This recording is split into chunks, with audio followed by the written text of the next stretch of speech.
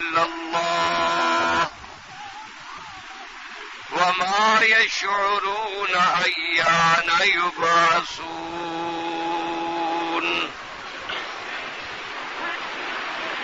قال النبي صلى الله عليه وسلم: من لقي الله لا يشرك به شيئا دخل الجنة، أو كما قال النبي صلى الله عليه وسلم. قال النبي صلى الله عليه وسلم: خمس لا يعلمهن إلا الله. وقرأ الآية أو كما قال النبي صلى الله عليه وسلم.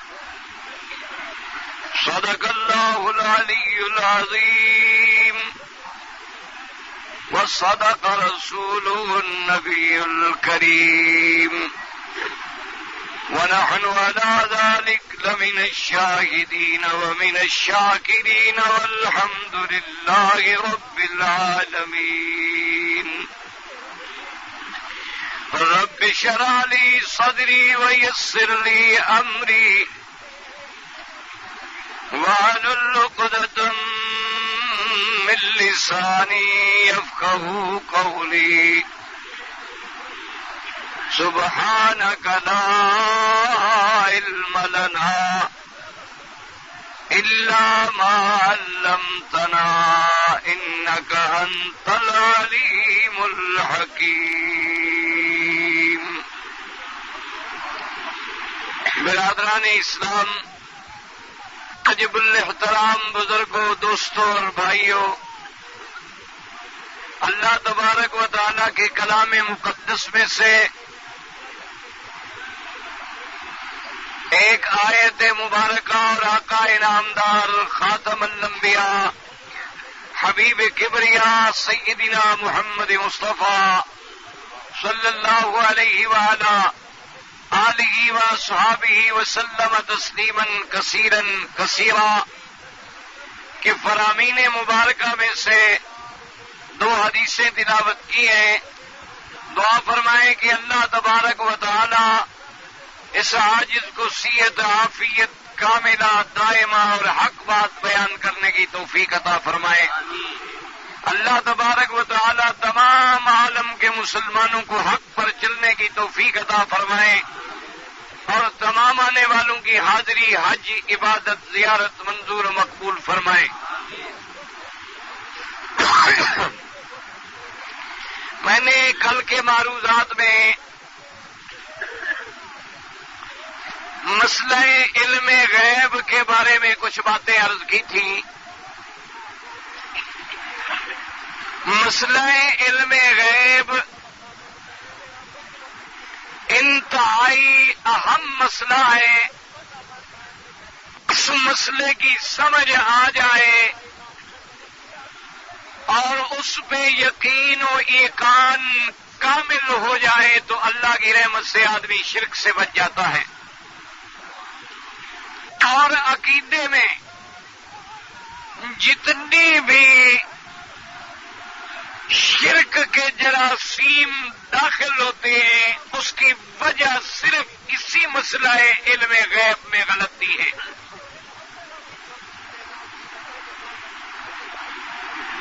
تو سب سے پہلے تو اس بات کو اپنے دماغ میں رکھ لیں کہ علم غیب میرے اللہ کی صفت ہے. علم غیب خاصہ خدا ہے. اللہ کے سوا پوری کائنات سماوی اور ارضی میں کوئی بھی عالم الغیب نہیں ہے. اس لیے پورے قرآن پاک میں اور صحیح احادیث رسول پاک میں اگر آپ نظر دوڑائیں تو علم اور غیب یعنی یہ دو لفظ جو ہیں علم میں غیب، یہ اللہ کے سوا کسی کے لیے یہ لفظ استعمال نہیں ہوا، یعنی سارے قرآن میں اور صحیح احادیث رسول پاک میں کہ لفظ علم مضاف ہو اور غیب مضاف الیہ ہو، یعنی علم غیب یہ لفظ جو ہے ما سوائے میرے اللہ کے کسی کے لیے استعمال نہیں ہوا۔ قرآن پاک میں یہ لفظ آپ کو ملے گا اطلاع علی الغیب، اخبار عن الغیب، انباء الغیب، یعنی غیب کی خبر دینا، غیب کی اطلاع دینا، غیب کے بارے میں اللہ اپنے پیارے نبی یا ولی پہ کوئی بات مطلع کر دے تو قرآن میں اطلاع کا لفظ بھی ملے گا، اخبار کا لفظ بھی ملے گا، انباء کا لفظ بھی ملے گا، لیکن لفظ علم غیب اللہ کے سوا کسی کو نہیں ملے گا۔ اور اسی طرح یہ بات سمجھ لیں کہ ایک تو مکے میں مشرک تھے اور ایک مدینہ منورہ میں اہل کتاب تھے۔ اہل کتاب اللہ کو مانتے تھے، اللہ کی کتابوں کو مانتے تھے، اللہ کے نبی جو ان کے زمانے میں گزرے ہیں ان کو بھی مانتے تھے، یعنی یوں سمجھے کہ یہودی تھے تو وہ حضرت موسیٰ علیہ السلام پر بھی ایمان رکھتے تھے، تورات پر بھی ایمان رکھتے تھے، اللہ کو بھی مانتے تھے، لیکن انہوں نے دو غلطیاں کی۔ ایک تو اللہ کی صفت کو توڑ ڈالا اور ایک میرے پاک نبی سیدنا محمد عربی سرکار مدینہ کی نبوت و رسالت کا انکار کر دیا۔ پہلی غلطی ان کی کیا تھی کہ اللہ کی صفت کو توڑا۔ کیا مانا؟ عیسائی جو تھے، نصرانی جو تھے، وہ اللہ کو بھی مانتے تھے اور حضرت عیسیٰ علیہ السلام کو بھی مانتے تھے، بی بی مریم کو بھی مانتے تھے، انجیل کو بھی مانتے تھے، لیکن اللہ کی صفت کو توڑ بیٹھے۔ بعض لوگ اس عقیدے میں آ گئے کہ عیسیٰ علیہ السلام جو ہے وہ اللہ کا بیٹا ہے، اور اللہ کی صفت کیا ہے کہ اللہ بیٹوں سے، ہاں جی، اللہ کی صفت کیا ہے؟ لم یلد ولم یولد، نہ وہ جنا گیا نہ اس نے کسی کو جنا ہے، یعنی وہ والدین سے بھی پاک ہے، اولاد سے بھی پاک ہے۔ یاد رکھو، کیونکہ اگر والدین کی ضرورت ہو تو پھر بندہ محتاج ہے، اگر اولاد کی ضرورت ہو تو بندہ محتاج ہے، تو اللہ ہر صفت نقصان سے پاک ہے، اس لیے وہ والدین سے بھی پاک ہے، کیونکہ جو والدین کا محتاج ہو وہ خدا نہیں بن سکتا، وہ بڑھاپے میں اولاد کا محتاج ہو تب بھی خدا نہیں بن سکتا۔ اس کی صفت کیا ہے؟ لم یلد ولم یولد۔ تو اب نصرانیوں نے کیا غلطی کی؟ انہوں نے کہا کہ بھی اللہ ہے لیکن عیسیٰ علیہ السلام جو ہے یہ بھی اللہ کے بیٹے ہیں۔ تو اب جب خدا کی صفت توڑی مسلمان بن گئے کہ کافر بن گئے؟ اللہ کی صفت ہے اللہ اولاد سے پاک ہے، انہوں نے کہا خدا کا بیٹا ہے۔ اچھا، بعض نصرانیوں نے کہا کہ بی بی مریم جو ہے نعوذ باللہ اللہ میاں کی بیوی ہے، اللہ بیوی سے بھی پاک ہے، کیونکہ بندہ بیوی کا محتاج ہے، خدا محتاجی سے پاک ہے۔ تو انہوں نے کہا بی بی مریم خدا کی بیوی ہے، تو وہ بھی صفت کو توڑ بیٹھے۔ اور بعض لوگ جو ہے وہ تثلیث کے عقیدے میں مبتلا ہو گئے۔ کیا مانا؟ کہ انہوں نے کہا کہ بھی خدا بھی ہے، عیسیٰ علیہ السلام بھی ہے اور بی بی مریم بھی ہے، ان تین میں سے کوئی خدا سمجھ نہیں آتی ہے ان تین میں، لیکن ان تین کے اندر خدا الہ چھپا ہوا ہے، لہذا وہ تثلیث کے عقیدے کے قائل بنے، تب بھی وہ کافر اور مشرک بن گئے۔ جو کھڑے جی اب آگے آئے، یہودیوں نے حضرت موسیٰ علیہ السلام کو بھی مانا، تورات کو بھی مانا، خدا کو بھی مانا، لیکن کہنے لگے عزیر خدا کا بیٹا ہے، خدا کی صفت کو توڑ بیٹھے۔ تو جو اللہ کی ذات میں شریک کرتا ہے وہ بھی مشرک بن جاتا ہے، اور جو اللہ کی صفتوں میں شریک کرتا ہے وہ بھی مشرک بن جاتا ہے، یا اللہ کی صفتوں کو توڑتا ہے وہ بھی کافر بن جاتا ہے۔ تو اب عالم الغیب کس کی صفت ہے؟ اللہ نے فرمایا هو اللہ الذی لا الہ الا هو عالم الغیب والشہادہ۔ عالم الغیب والشہادہ کون ہے؟ اللہ پاک ہے۔ اچھا، اسی طرح قرآن میں ہے ان اللہ علام الغیوب، وہ تمام غیوب کے بہت بڑا جاننے والا۔ یہ کس کی صفت ہے؟ اللہ کی ہے۔ اللہ نے فرمایا نوریوں کو انی اعلم ما لا تعلمون، میں جانتا ہوں تم نہیں جانتے ہو۔ اسی طریقے سے اللہ تبارک و تعالی نے فرمایا کہ ان تبدوا شیئا او تخفوہ، اگر تم کوئی بات ظاہر کرو یا کوئی بات دل کے اندر چھپا لو، یعلمہ اللہ، اللہ اس کو جانتے ہیں۔ اسی طرح آیت الکرسی پڑھتے ہو، اس میں کیا ہے؟ یعلم ما فی السماوات و ما فی الارض، آسمانوں اور زمینوں میں ہر چیز چھپی ظاہر کو جاننے والا کون ہے؟ اللہ ہے۔ اسی طریقے سے الف سے لے کر والناس تک قرآن پاک پڑھتے چلے جائیں، ہر جگہ آپ کو یہ آیات ملے گی کہ علم غیب کا مالک اللہ ہے، علیم بذات الصدور اللہ ہے، آنکھوں کی خیانت کو جاننے والا اللہ ہے، دلوں کے بھید جاننے والا اللہ ہے، علام الغیوب اللہ ہے، ہمارے دلوں کے راز جاننے والا اللہ ہے۔ اب اگر کوئی اس صفت کو توڑے گا تو وہ بھی اسی طرح کافر بن جائے گا جس طرح یہودی اور جس طرح نصرانی کافر بن گئے۔ کیا مانا؟ کیسے توڑے گا؟ مثلاً یہ عقیدہ رکھے، اللہ معاف کرے، اب دیکھیں آپ حج میں آئے ہیں، اللہ تبارک و تعالی منظور فرمائے، میں بھی دعائیں مانگی، مینا میں، مزدلفہ میں، مکے میں، مدینے میں، ہر جگہ۔ اچھا، کسی نے سندھی میں، کسی نے اردو میں، کسی نے برمی میں، کسی نے بنگالی میں، کسی نے پشتو میں، کسی نے بلوچی میں، بروئی میں، انگریزی میں، فرانسیسی میں، ہر زبان میں دعائیں مانگی، اب بھی مانگ رہے ہیں۔ کعبے کا طواف کرنے والے، ملتزم پہ چبٹنے والے، مقام ابراہیم پہ نماز پڑھنے والے، صفا مروہ میں دوڑنے والے، یہ جو دعائیں مانگ رہے ہیں، کیا عقیدہ ہے کہ ہماری دعاؤں کو سننے والا اور جاننے والا کون ہے؟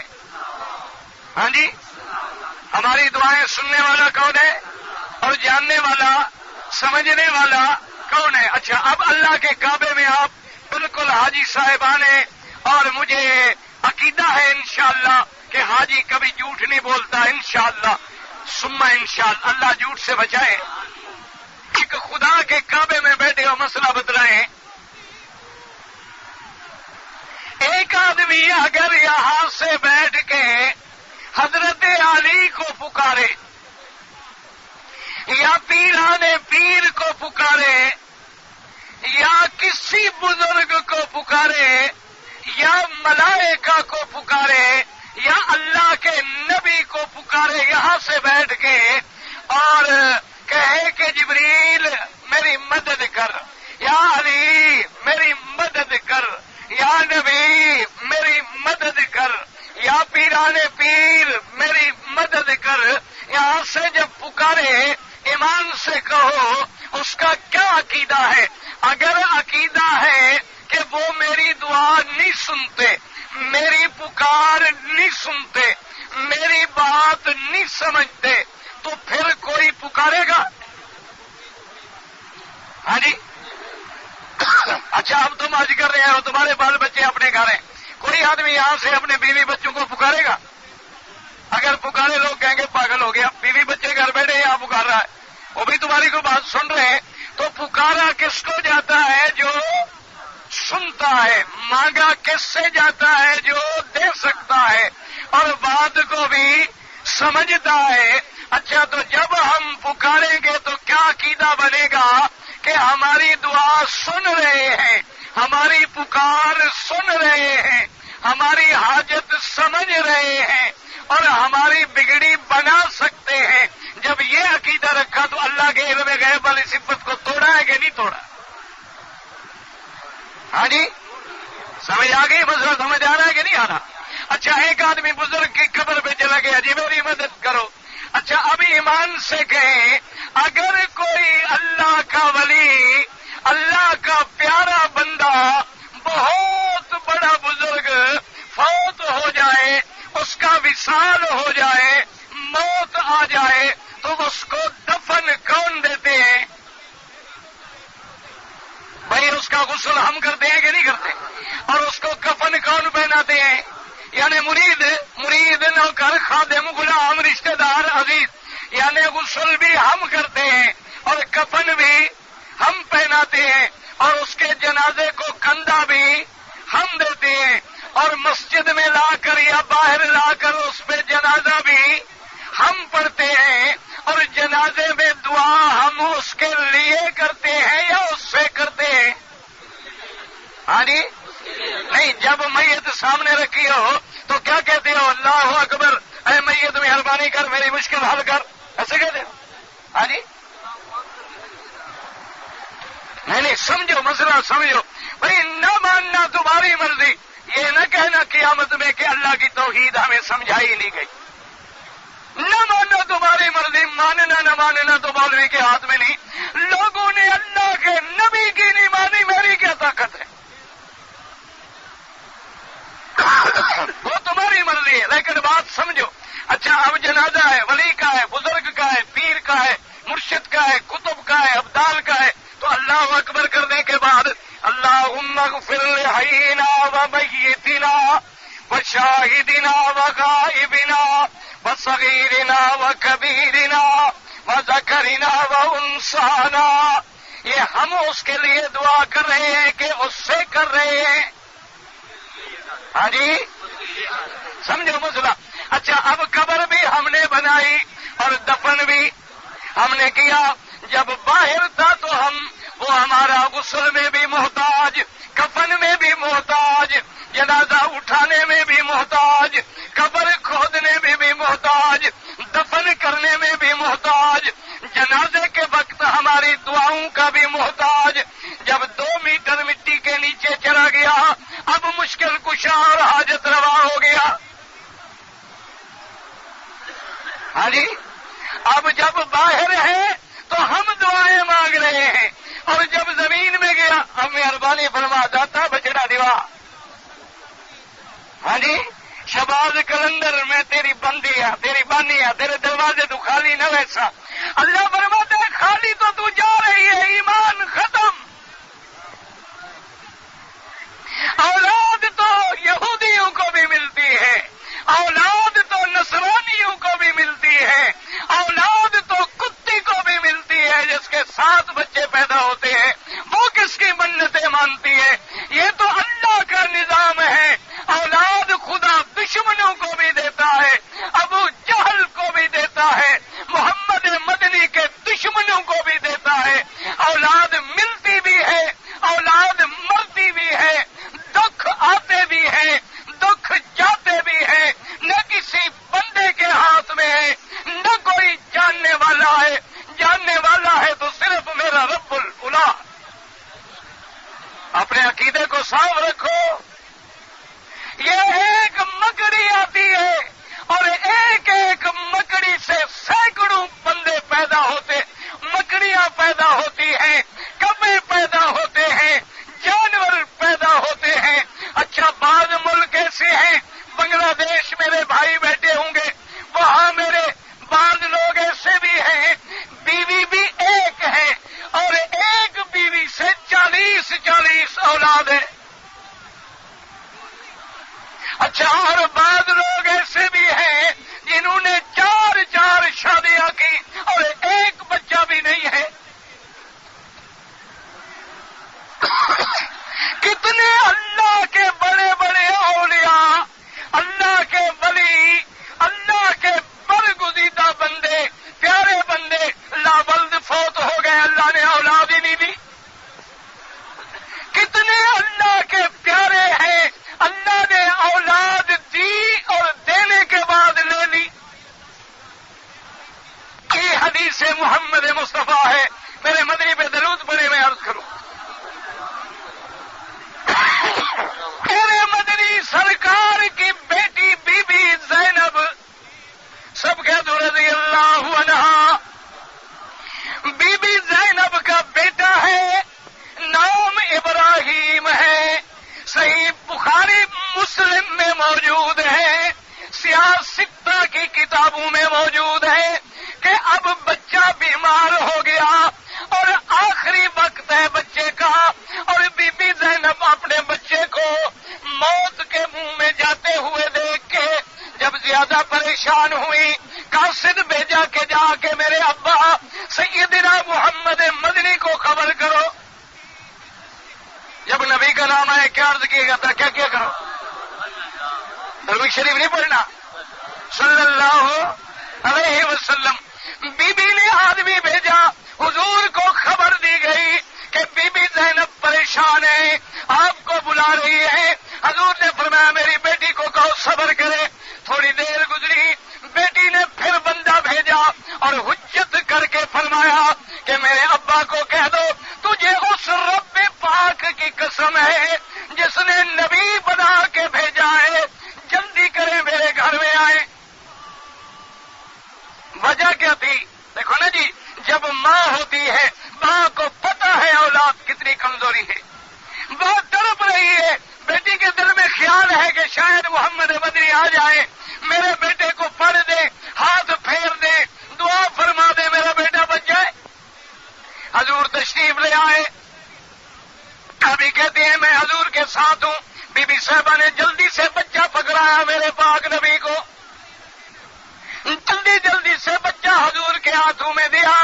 صحابی کہتا ہے جب بچہ دیا گیا تو بچے کی سانس ایسے نکل رہی تھی جیسے مشکیزہ کا منہ بند ہو اور پانی قطرہ قطرہ نکلتا ہے، ایسے سانس روک روک کے نکل رہی تھی، سکرات کا عالم تھا، بالکل بچے کا آخری وقت تھا۔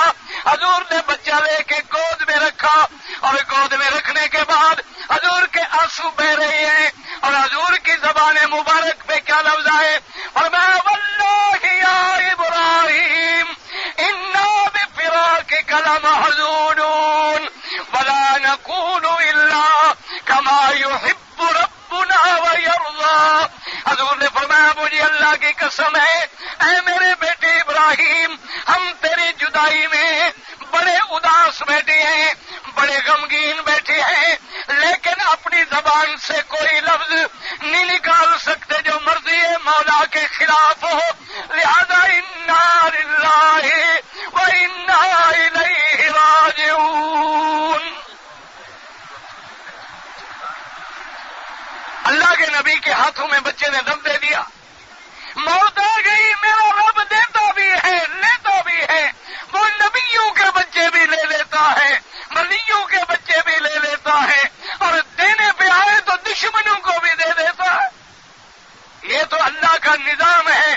فرق اتنا ہے، یاد رکھو کہ کافر جو ہے کوئی بھگوان کے دروازے پہ گرتا ہے، کوئی دیوی دیوتا کے دروازے پہ گرتا ہے، کوئی سورج دیوتا کے دروازے پہ گرتا ہے، کوئی کالی دیوی کے دروازے پہ گرتا ہے، کوئی گنگا جمنا کے پانی پہ گرتا ہے، اور کوئی قبر پہ گرتا ہے۔ اور مومن کا عقیدہ ہے کہ میرے اللہ کے سوا نہ کوئی نفع دے سکتا ہے نہ نقصان دے سکتا ہے۔ دیکھو یہ نعرے کی مرض کہاں بڑی جب علم غیب کا عقیدہ بگڑا. کیوں؟ اگر حضرت علی سنے نہ تو یا علی کے نعرے کا کیا فائدہ، یا علی مدد کہنے کا کیا فائدہ، یا پیر دستگیر پہنے کا کیا فائدہ.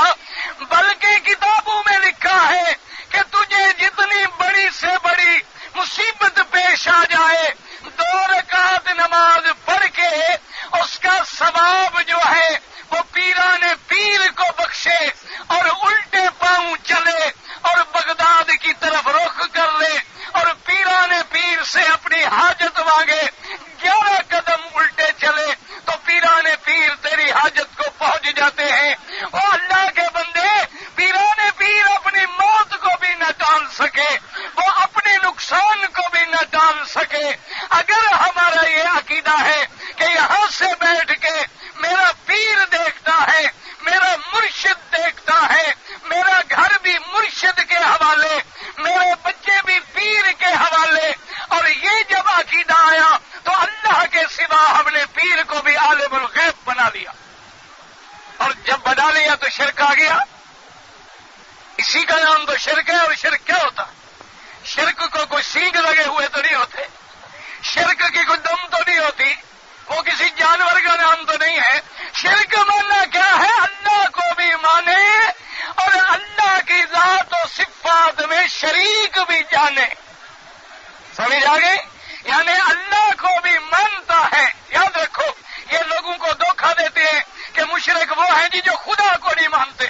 وہ جو خدا کو نہیں مانتا وہ تو مشرک نہیں ہے، وہ تو دہریہ ہے، وہ تو کمیونسٹ ہے، وہ سوشلسٹ ہے، وہ بے دین ہے، وہ لا مذہب ہے. مشرک کا معنی یہ ہے کہ اللہ کو بھی مانے، اللہ کی نمازیں بھی پڑھے، عبادت بھی کرے، یا حی یا قیوم کے نعرے بھی لگائے، لبیک بھی پڑھے، اور کبھی کبھی قبروں پہ جا کے یہ بھی کہے کہ حضرت آپ اللہ کے پیارے ہیں، ہماری خدا سنتا نہیں ہے، تمہاری خدا موڑتا نہیں. اسی کا نام شرک ہے. سمجھ آ رہی ہے بات؟ کہ ہماری تو خدا سنتا نہیں، ہم گناہگار ہیں. اور پھر دلیل کیا دیتے ہیں؟ دلیل یہ دیتے ہیں کہ مولوی صاحب بھئی وہابیوں کو کیا پتا، بادشاہ کو ملنا ہو تو وزیر کے پاس جانا پڑتا ہے، وزیر کو ملنا ہو تو سیکرٹری کے پاس جانا پڑتا ہے، اور سیکرٹری کو ملنا ہو تو کلرک کے پاس جانا پڑتا ہے، کلرک کو ملنا ہو تو چپراسی کے پاس جانا پڑتا ہے. جب ہم دنیا کے بادشاہ تک بغیر ان وسیلے ہیلوں کے نہیں پہنچ سکتے، خدا تک کیسے پہنچ سکتے ہیں؟ ہم ان کو کہتے ہیں، وہ اس کو کہتے ہیں، پھر ہمارا کام بنتا ہے. لیکن اب مسلمانوں مسئلہ سمجھو، جب یہ مثال دی اللہ نے فرمایا مثال دینے والے، پہلے تو ایمان سے نکل گیا کہ لیسا کا مثل ہی شے، میری تو مثال اللہ کی مثال ہے، تو کہنا اللہ کی مثال ہے جیسے بادشاہ. اللہ نے فرمایا جب تو نے میری مثال بنائی تو ایمان تو اسی وقت ختم ہو گیا. اور پھر اللہ نے فرمایا وسیلے تب ڈھونڈے جاتے ہیں جب بادشاہ تیری سنتا نہیں، حاکم تیری سنتا نہیں، جج تیری سنتا نہیں، ڈی سی تیری سنتا نہیں، کمشنر تیری سنتا نہیں، پھر تو وسیلے ڈھونڈتا ہے. اور میں تو